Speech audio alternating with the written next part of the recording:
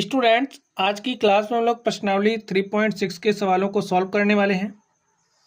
तो देखिए, प्रश्न संख्या 1 में क्या कहा जा रहा है, निम्नलिखित संख्याओं की मासा ज्ञात कीजिए। तो यहाँ पर ये जो संख्याएं आप देख रहे हो, हमें इनका मासा निकालना है, ठीक है। तो चलिए हम लोग इनका मासा निकालते हैं। देखिए मासा कैसे निकालते हैं, यहाँ से आप लोग सीखेंगे चीज़ों को। तो चलिए आप सॉल्यूशन लिखिए। हमारे पास संख्या 18 दी गई है और संख्या 48 दी गई है। हमें और 18 और 48 का क्या बताना है, मासा बताना है। तो स्टूडेंट, मासा निकालने के लिए सबसे पहला क्या काम करेंगे, पहला काम यही होगा कि यहाँ पर जो संख्याएं हमें दी गई हैं, इन संख्याओं को, बात ध्यान से सुनना, इन संख्याओं को अभाज्य गुणनखंडों के गुणनफल के रूप में लिखिए। ये जो संख्या है इसके आप सभी अभाज्य गुणनखंडों को लिख दीजिए, ठीक है। गुणनखंडों को ही नहीं लिखना, सिर्फ अभाज्य गुणनखंडों के गुणनफल के रूप में इस संख्या को व्यक्त करना। जैसे 18 है तो 18 को लिख सकते हैं 2 3 6 3 18। देखिए 2 3 6 3 18 को हमने इस तरीके से लिख लिया। और ये भी ये संख्या क्या है, अभाज्य है ना। तो बस इसी तरीके से आप 48 को लिखिए। क्या हो जाएगा, 2 दूनी 4 और 4 दूनी 8 और 8 दूनी 16, 16 3 क्या हो जाएगा 48। हमने लिख दिया ना, अभाज्य संख्याओं के गुणनफल के रूप में हमने 48 को लिख दिया। अब देखिए 18 और 48 का मासा क्या हो जाएगा, लिखिए 18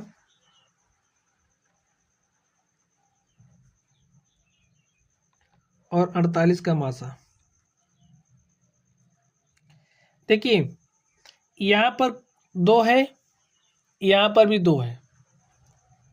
अभी आप समझना है आपको, तो ऐसे बना लीजिए। 2 यहाँ पर भी है, 2 यहाँ पर भी है, तो यहाँ पर आप 2 लिख दीजिए, ठीक है। यहाँ पर 3 है, तो यहाँ पर भी 3 है, ऐसे कर लीजिए। यहाँ पर 2 तो यहाँ पर 2, यहाँ पर 3 तो यहाँ पर 3।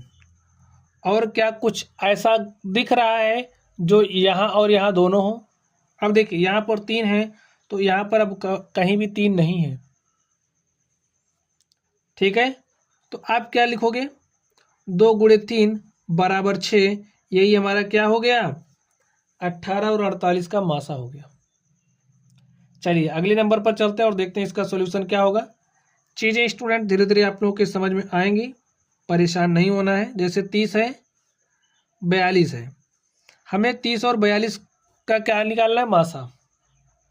कैसे निकालोगे, सबसे पहला काम, ये जो संख्या 30 है, 30 को आप अभाज्य गुणनखंडों के गुणनफल के रूप में राइट कर दीजिए। कैसे लिखोगे, 30 को क्या लिखेंगे, देखिए 2 3 6 5 30, ऐसा लिख सकते हैं, लिख दिया हमने।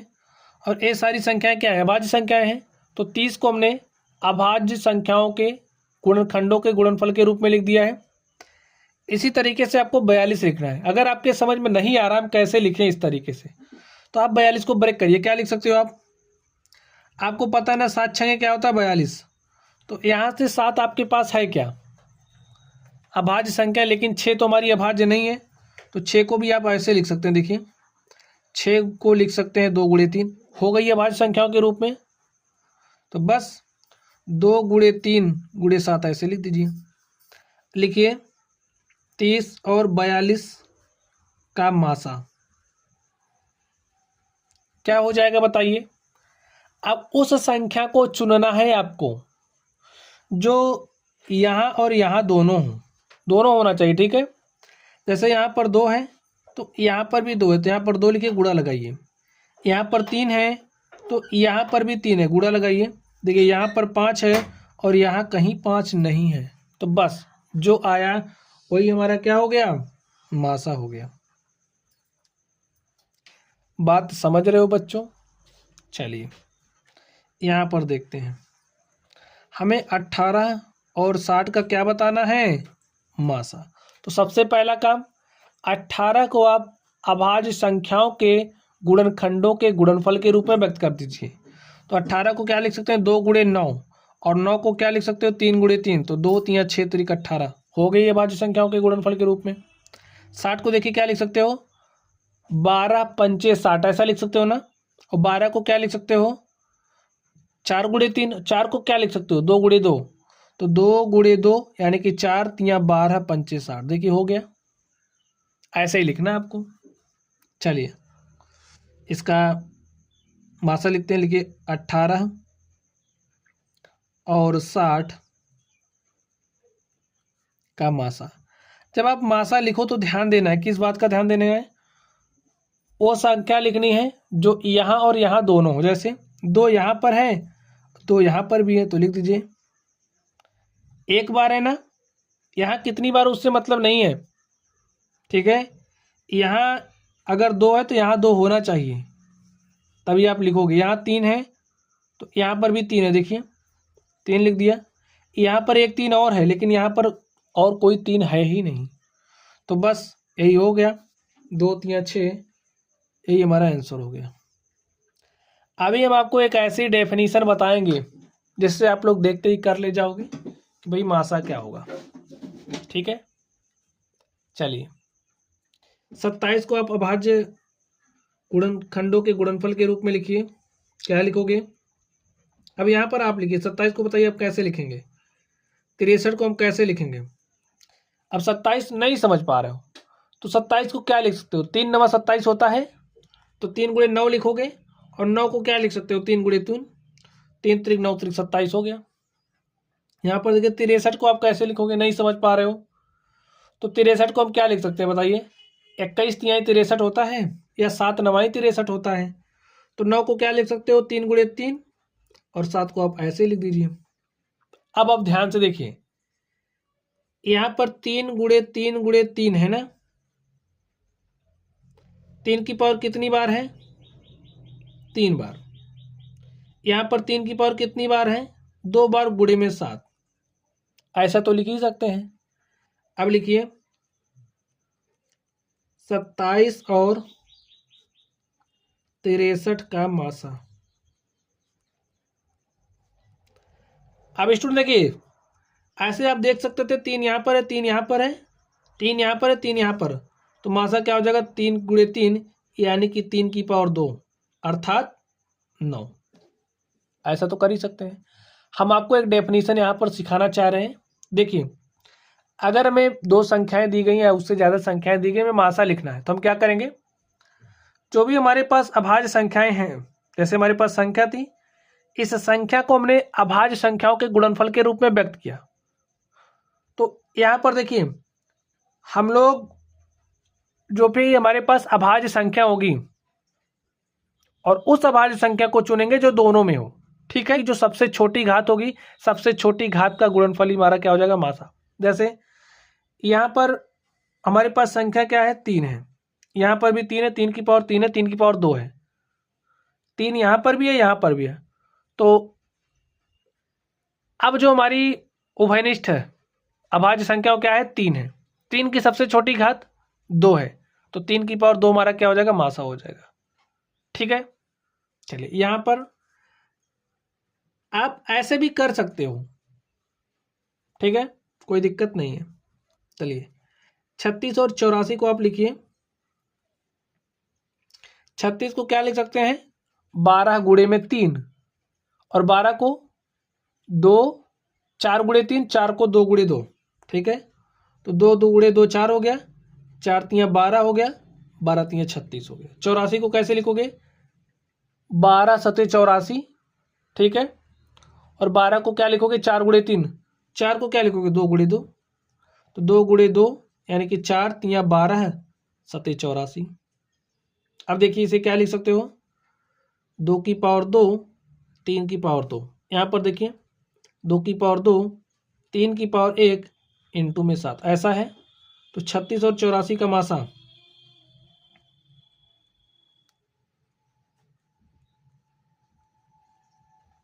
क्या हो जाएगा, देखिए संख्या अभाज्य संख्या 2 यहाँ पर है, अभाज्य संख्या 2 यहाँ पर है, तो देखिए अभाज्य संख्या 2 की सबसे छोटी पावर क्या है, वही 2 की पावर 2 यहाँ पर है, 2 की पावर 2, तो यहाँ पर 2 की पावर 2 लिखेंगे, गुणा लिखिए। देखिए अभाज्य संख्या यहाँ पर 3 है, यहाँ पर भी 3 है, तो 3 की सबसे छोटी पावर क्या है, यहाँ पर देखिए 3 की पावर 1 है, तो यहाँ पर 3 की पावर 1 लिख दीजिए। 7 देखिए यहाँ पर है लेकिन यहाँ कहीं नहीं है, तो 7 को शामिल नहीं करेंगे। तो जो आएगा वही हमारा क्या हो जाएगा, मासा। 2 दूनी 4 गुणे में 3 अर्थात 12 ही हमारा क्या हो गया, मासा हो गया। ठीक है बच्चों। या फिर आप ऐसा देखते, 2 यहाँ पर है 2 यहाँ पर, तो 2 लिखते, फिर 2 यहाँ पर है 2 यहाँ पर, तो 2 गुणे 2 हो जाता, फिर 3 यहाँ पर है 3 यहाँ पर, तो 3 लिख देते। तो चाहे जिस तरीके से करिए बात एक ही है। चलिए, जो भी हमारे पास अभाज्य संख्याएं होंगी, अभाज्य संख्याओं की, हाँ दोनों में होना चाहिए, उभयनिष्ठ अभाज्य जो भी संख्याएं होंगी उनकी सबसे छोटी घात का गुणनफल लेंगे, तो जो हमें मिलेगा वही मासा हो जाएगा। चलिए 34 के लिए देखिए, 34 को लिखिए, क्या लिख सकते हो, और यहाँ पर 102 है, तो 34 को 2 गुणे 17 लिखोगे, ठीक है। और 102 को क्या लिख सकते हो, 17 छक्के 102 होता है, 17 छक्के 102 होता है। और 6 को क्या लिखोगे, 2 गुणे 3 यहाँ पर हो जाएगा 17। देखिए 2 की पावर 1, 17 की पावर 1, यहाँ पर भी 2 की पावर 1 है, 3 की पावर 1 है, 17 की पावर 1 ही है। ठीक है, मासा क्या हो जाएगा, 34 और 102 का मासा क्या होगा, अभाज्य गुणन की सबसे छोटी घात का गुणनफल। ठीक है, अभाज्य गुणनखंड की, भाई हमने अभाज्य गुणन किया संख्या का, तो जो हमारे पास अभाज्य संख्या आई है जो दोनों में हो उस संख्या को पकड़िए। 2 यहाँ पर है 2 यहाँ पर भी है, 2 इसकी सबसे छोटी घात क्या है, 2 की पावर 1 ही है, तो यहाँ पर 2 लिखिए, गुणा लगाइए। देखिए यहाँ पर अभाज्य संख्या के रूप में 17 है, यहाँ पर भी 17 है, तो 17 की सबसे छोटी घात हमारी 1 ही है, तो यानी कि यहाँ पर 17 की पावर 1 हो जाएगा, और 2 की पावर 1, 2 की पावर 1 का मान 2 हो जाएगा, 17 की पावर 1 का मान 17, तो 17 दूनी क्या हो जाएगा, 34। यही हमारा क्या हो गया, मासा हो गया। तो चलिए स्टूडेंट, एच को ध्यान से देखिए, करना क्या है, मासा निकालना है। तो चलिए मासा निकालते, संख्याएं लिख लीजिए, 91, 112, 49। इस तरीके से हमें संख्याएं दी गई, हमें क्या निकालना है, मासा निकालना है। तो सबसे पहला काम, ये जो संख्या है इसको अभाज्य संख्याओं के गुणनखंडों के गुणनफल के रूप में व्यक्त कर दीजिए। तो 91 क्या होता है, 13 सतह 91, तो इसे लिखिए 7 गुणे में 13, पावर 1 1 है, तो लिख दीजिए। 112 को क्या लिखोगे, 14 सतह 98, 14 8 112 होता है। ठीक है, और 8 को क्या लिखोगे, लिखेंगे हम 2 गुणे 2 गुणे 2, 2 दूनी 4 दूनी 8। 14 को क्या लिखेंगे, 2 गुणे 7। ठीक है, देख लीजिए, 2 दूनी 4 दूनी 8 दूनी 16, और 16 सत्ते कितना होता है, 112। ठीक है, 49 को क्या लिखोगे, 7 गुणे में 7। यहाँ पर आप ध्यान से देखिए, 2 की पावर कितनी है, 2 2 4 गुणे में 7 की पावर 1 है, देख लीजिए, और यहाँ पर 7 की पावर 1 है, तो भाई इसे क्या लिख सकते हैं, 7 की पावर 2, ऐसा तो लिख ही सकते हैं। अब आप लोग ध्यान से देखिए, क्या करोगे,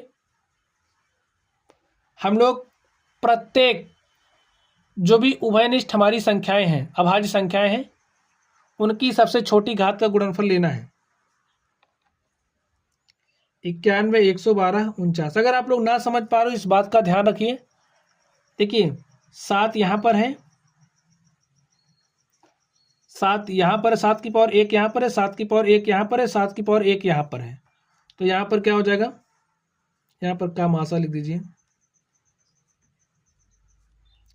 7 की पावर 1 यहाँ पर लिख दीजिए, हो गया, गुणा लगाइए। 13 की पावर 1 यहाँ पर है, और कहीं पर 13 की पावर 1 दिख रही है, नहीं दिख रहा है, तो बस यहाँ पर आप कुछ नहीं लिखोगे। ठीक है, 7 की पावर 1 अर्थात 7 ही हमारा क्या हो जाएगा, मासा हो जाएगा। यही आंसर हो गया। तो इस तरीके से चाहे तो आप डेफिनेशन का इस्तेमाल करिए, या फिर थोड़ा सा कॉमन सेंस लगाइए। ऐसी संख्याओं का गुणनफल लेना है जो तीनों में कॉमन है, बस यही समझ लेना है। ठीक है, जो आपको सुलभ लगे उसी तरीके से आप सॉल्व करना। चलिए इसको हल करते हैं। 18 है, 54 है, 81 है। तो 18 को क्या लिख सकते हैं, 2 गुणे 9, 9 को क्या लिख सकते हैं, 3 गुणे 3, तो 2 3 6 3 18। 54 को हम क्या लिख सकते हैं, 18 तिहाई 54। ठीक है, यानी कि 2 × 3 × 3 देखिए 2 3 6 3 18 3 54। 81 को क्या लिखते हैं 27 3 81, ठीक है। 3 3 9 3 27 3 81 हो गया। अब मैं 18 54 81 का मासा लिखना है। क्या लिखोगे, देखिए 2 यहाँ पर है 2 यहाँ पर, लेकिन यहाँ पर नहीं है तो नहीं लिखेंगे। 3 की पावर 2 यानी कि 3 यहाँ पर है 3 यहाँ पर है 3 यहाँ पर है तो लिख दिया। 1 3 यहाँ पर है, यहाँ पर भी है, यहाँ पर भी है तो 3 लिख दिया। हो गया मासा 3 3 9, ठीक है। ऐसे भी आप कर सकते हैं। चलिए इस पर चलते हैं और इसको भी सॉल्व कर लेते हैं। 12 लिखिए, 45 लिखिए और 75। 12 को क्या लिख सकते हो 4 3 12, 4 को 2 × 2 दूनी 4 3 12। 45 को 15 3 45 ऐसा लिखोगे ना, या फिर 9 5 45।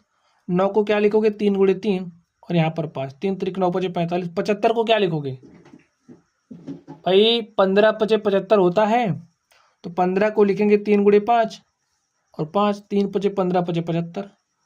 और यहाँ पर ये जो संख्या इनका मासा लिख दीजिए 12 45 और 75 का मासा। मासा लिखने के लिए क्या करोगे, अभाज्य संख्या 2 को पकड़िए। देखिए यहाँ पर कहीं 2 नहीं दिख रहा तो 2 नहीं आ सकता गुणनफल में। यहाँ पर 2 है 2 नहीं आ सकता। 3 है, देखिए यहाँ 3 है, यहाँ भी 3 है, यहाँ पर 3 है तो 3 लिख दीजिए और यही क्या हो गया मासा हो गया। ऐसे ही लिखना है आपको, ठीक है। तो आई थिंक डेफिनेशन आप लोग अप्लाई करोगे, थोड़ा सा आपके लिए कठिन पड़ सकता है, आप लोग ऐसे ही करना, ठीक है। तो स्टूडेंट इस तरीके से जो हमारा प्रश्न संख्या 1 था हमने इसको सॉल्व कर लिया है। चलिए अब हम लोग 2 पर चलते हैं और देखते हैं 2 में क्या कहा जा रहा है। निम्न का मासा क्या है, निम्न का मासा क्या है। 2 क्रमागत संख्याएं अगर हमारे पास है तो उनका मासा क्या होगा। कोई भी 2 क्रमागत संख्या लीजिए आप, जैसे हमने, चलिए ए नंबर का सॉल्यूशन लिख रहे हैं, हम आपको उदाहरण के माध्यम से समझाते हैं। हमने कोई 2 क्रमागत संख्या ले ली, जैसे हमने 2 3 लिया, ठीक है। संख्या 2 3 लिया, संख्या 2 और 3 का मासा क्या हो जाएगा बताइए। जैसे 2 है तो संख्या 2 को आप क्या लिखोगे 1 × 2 लिखोगे, और संख्या जो हमारी 3 है 3 को आप 1 × 3 लिखेंगे कि नहीं लिखेंगे, लिखेंगे ना। तो यहाँ पर देखिए उभयनिष्ठ के रूप में आपको क्या मिला 1, तो लिखिए संख्या 2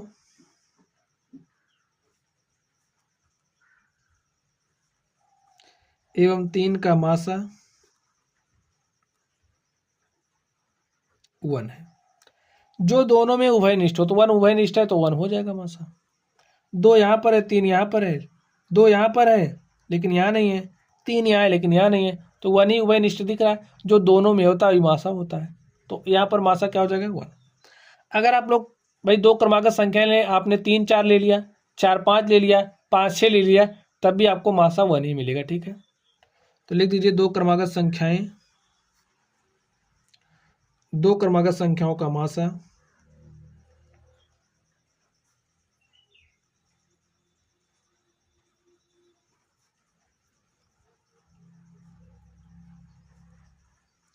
1 होता है,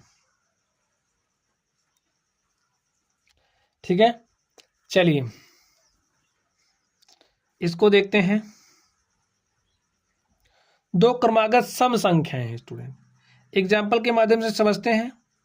अब आपने समझिए 2 क्रमागत सम संख्याएं लेनी है।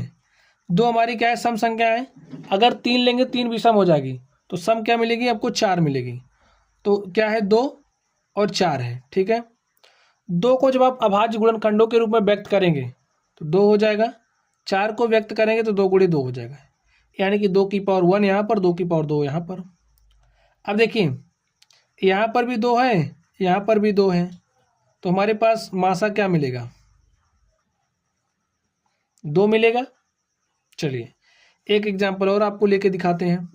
हाँ, हमें दो क्रमागत सम संख्याएं ही लेनी है, इस बात पर ध्यान रखना है। अगर हमने 8 और 10 ले लिया, ठीक है, 8 और 10 दो क्रमागत सम संख्याएं ही हैं, तो इनका निकालिए। देखिए क्या लिखोगे, 2 दूनी 4 दूनी 8। 10 को क्या लिखोगे आप, 2 गुणे 5। तो जो दोनों में होगा वही मासा हो जाएगा, जो उभयनिष्ठ अभाज्य गुणनखंड होगा, संख्या होगी। तो 2 यहाँ पर है, 2 यहाँ पर है, 8 और 10 का मासा क्या हो जाएगा। देखिए फिर भी आपको 2 ही मिला। थोड़ा सा और आगे चलते हैं, एक एग्जाम्पल हम आपको और लेकर के दिखा देते हैं। आप दो क्रमागत संख्याएं लिए, जैसे हमने 20 और 22 ले लिया, ठीक है, सम संख्याएं लेनी है। 20 को आप क्या लिखोगे, 2 दूनी 4 पंचे 20, ठीक है। 22 को आप क्या लिखोगे, 2 गुणे में 11 लिखना पड़ेगा। देखिए 2 यहाँ पर है, यहाँ पर है, तो यही क्या हो गया,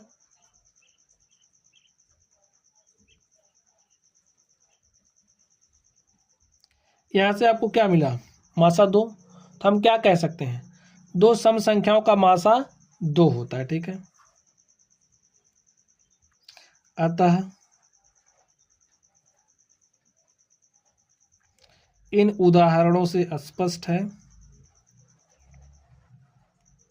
कि दो क्रमागत सम संख्याओं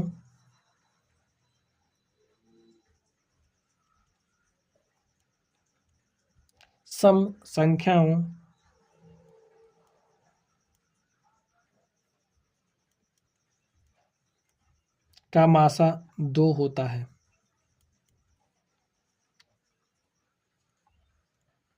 ठीक स्टूडेंट, चलिए अब हम लोग अगले प्रश्न पर चलते हैं और देखते हैं हमारा अगला प्रश्न। यहाँ पर देखिए भी सी नंबर भी है, ठीक है। दो क्रमागत विषम संख्या, अगर हमारे पास दो क्रमागत विषम संख्या है, जैसे अब आपको विषम संख्या लेनी है, क्रमागत विषम संख्या अगर हमने 3 5 लिया तो 3 5 देखिए मासा 1 मिलेगा। अगर हमने 5 7 लिया तब भी मासा 1 मिलेगा। विषम संख्या लेनी है आपको, ठीक है। अगर हमने 9 और 11 लिया तब भी हमें 1 ही मिलेगा। तो अगर हमारे पास दो क्रमागत विषम संख्या हैं तो उनका मासा क्या हो जाएगा, 1 होगा। आप लोग एग्जाम्पल सेट करके देख लेना। हाँ, जैसा कह रहा वैसा ही करना है। चलिए अब हम लोग अगले प्रश्न पर चलते हैं और देखते हैं हमारा अगला प्रश्न क्या है।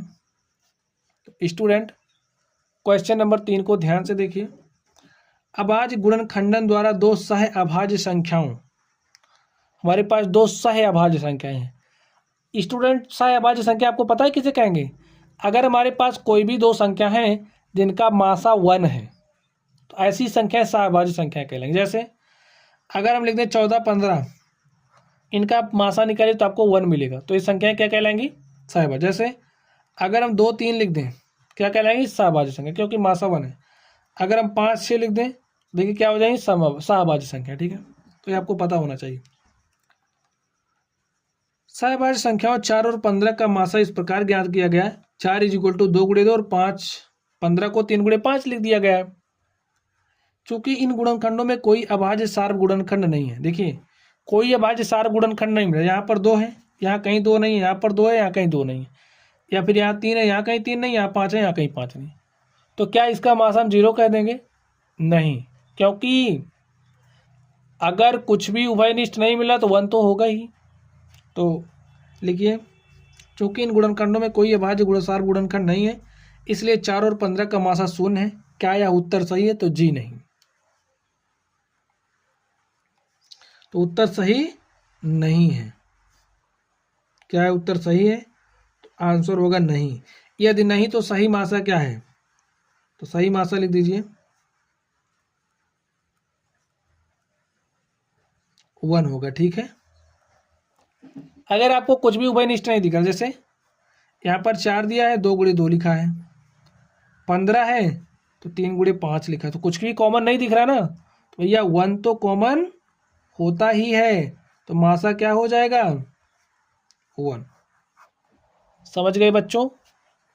और इस तरीके से ये जो हमारी प्रश्नावली थी, हमने इस प्रश्नावली के सारे सवालों को सॉल्व कर लिया है। अगर आप लोगों को कोई भी डाउट हो तो कमेंट बॉक्स में कमेंट करना। वीडियो पसंद आए तो वीडियो को लाइक कीजिएगा, चैनल पर नए हो तो चैनल को सब्सक्राइब कर लेना।